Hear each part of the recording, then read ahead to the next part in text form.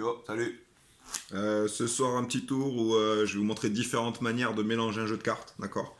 Première chose qu'on va faire, c'est juste sélectionner une carte, je vais en mettre une de côté. Ouais, enfin, je vais vous montrer d'abord que le jeu est mélangé, d'accord? Je vais le remélanger un petit coup. Sélectionner une carte au hasard, hop. Qu'on va perdre dans le jeu, donc je vais vous la montrer quand même avant, histoire qu'on s'en rappelle. Donc la carte choisie, c'est celle-ci. J'espère que vous voyez, je fais tout pour pas la voir. Tac. Donc je vais la perdre au milieu du jeu, simplement. Et je vais mélanger le jeu avec ce qu'on appelle un mélange français. C'est un mélange classique, d'accord, ce que tout le monde connaît.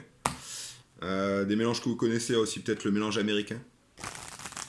Ça aussi, si vous jouez un petit peu au poker, vous l'avez sûrement déjà vu. Il y a le mélange américain vu par les Belges, celui-là un petit peu original. Il se fait comme ça, il sert absolument à rien. Sinon, il y a le mélange espagnol, qu'on fait sous forme d'éventail, comme ceci. Qu'est-ce que je connais? Le mélange russe. Le mélange russe, il est un peu impressionnant. C'est comme ça. Hop. Ça, c'est le mélange russe. Qu'est-ce que je peux vous montrer d'autre?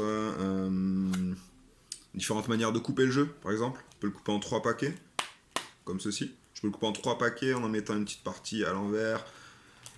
Je peux le couper en 4 paquets, comme ceci. Bref, là, ça commence à être pas mal mélangé. Ah, il y a peut-être ça aussi, ça.